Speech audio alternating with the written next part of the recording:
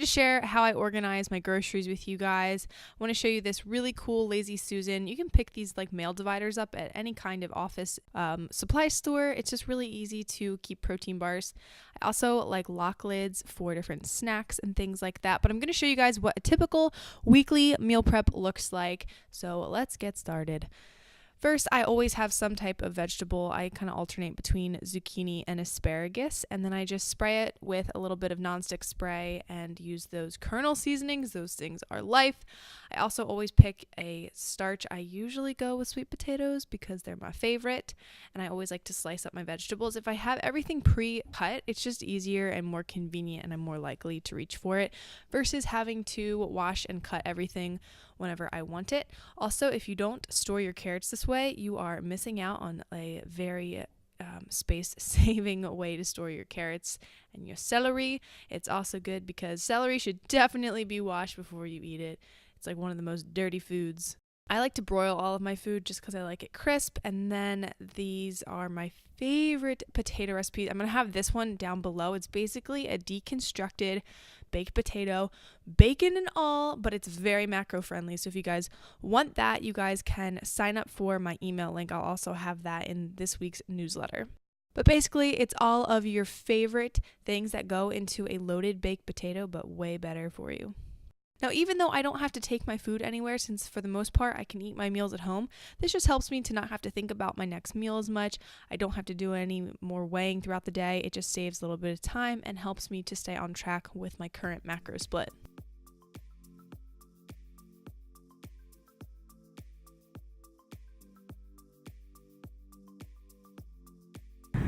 We are at Josh's game right now. It is freezing. It doesn't feel like May.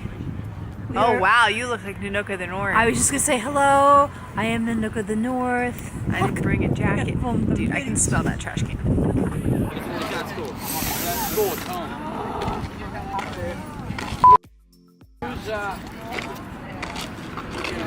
Hello. Hello.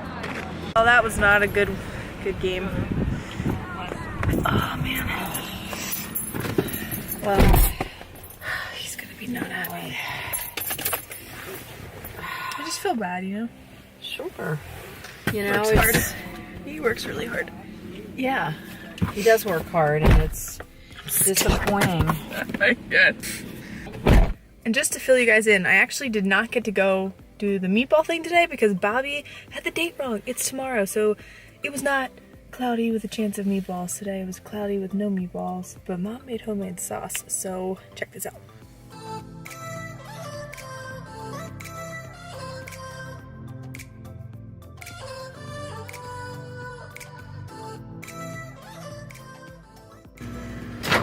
I know it doesn't look that great, but it's my favorite.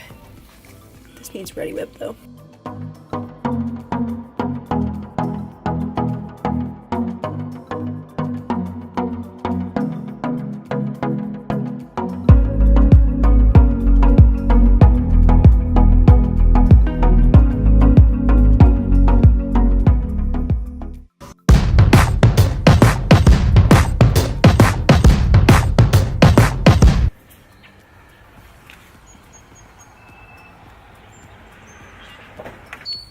Do you guys want to go too?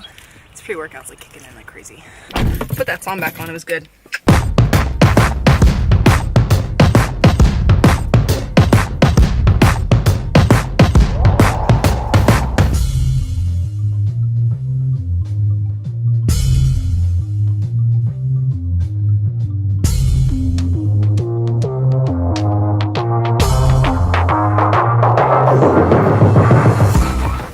That I'm frequently asked is, Haley, what do you do for work besides YouTube and all that? So I actually am the creative director and photographer for Weatherspoon Organics.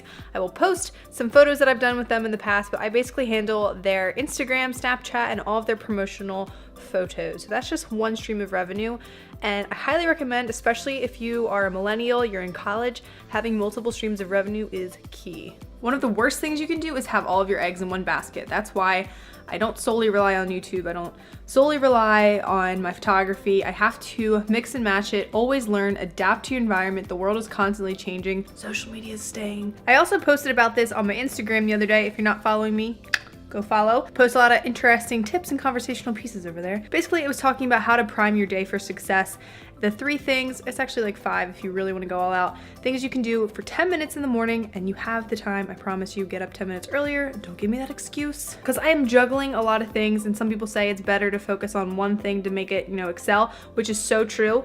Just some days you do have a lot of things to juggle, and it can be very hard to visually see what you need to do. So priming for 10 minutes really helps. So today we got to bust out these Weatherspoon photos, get 3 videos edited, and schedule some conference calls and a bunch of other random things, but we can do it. Let's go.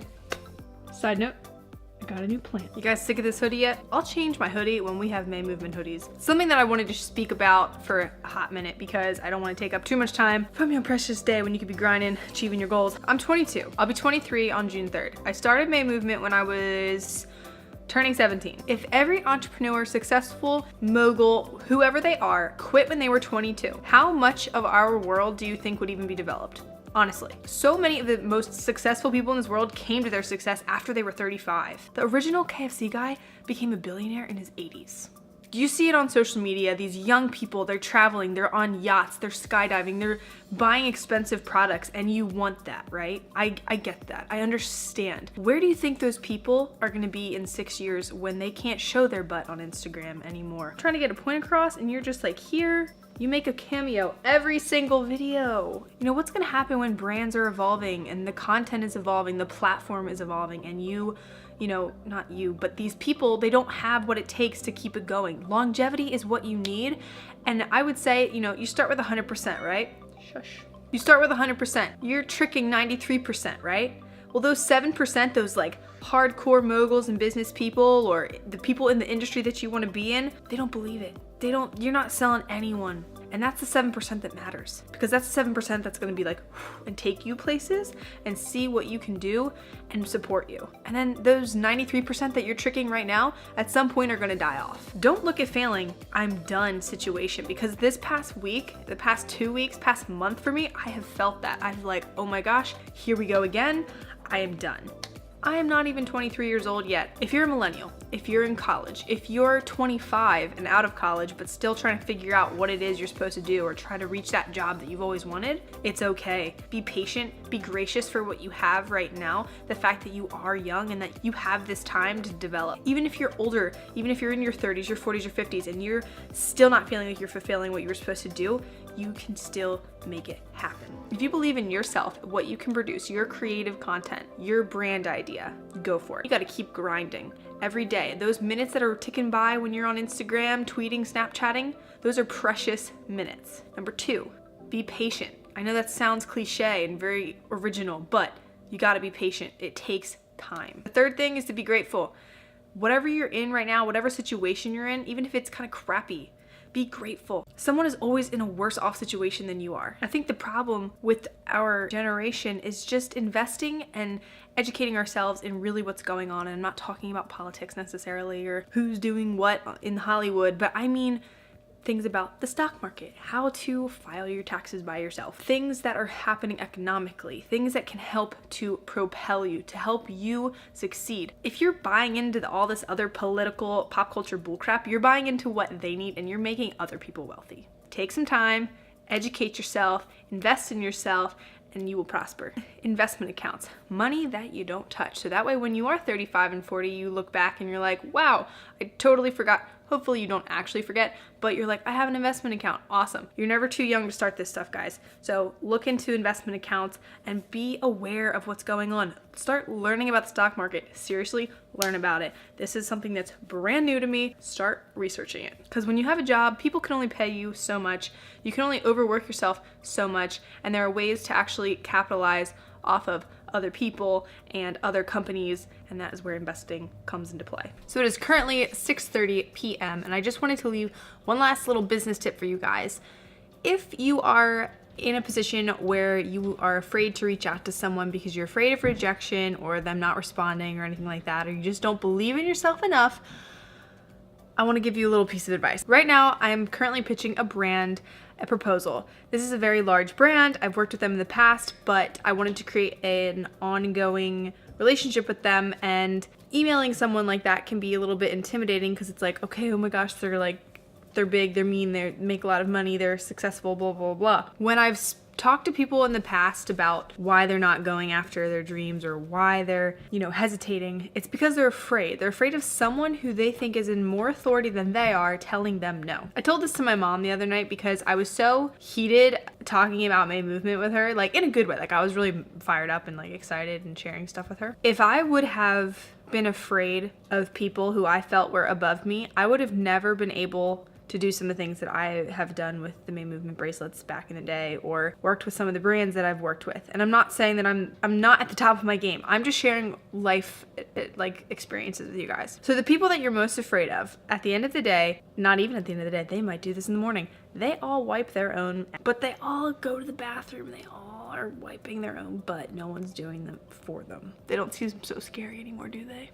But I mean, really, like when you look at it that way, it's like, oh, I can send them an email. It's not even like you're going up to them in person. Just like send them an email. But I mean, really, isn't that kind of funny? Some of you may think this is like really disgusting that I would think that way, but like if it gets the job done, it gets the job done. So the next time you're afraid to talk to someone because of who they are, what they do, you got it. I mean, technically you guys have things in common. We all do. So if that was too much information, I'm sorry, but I just felt like it was the best metaphor to explain why you shouldn't be afraid to go after things that you want and not to be afraid to talk to people.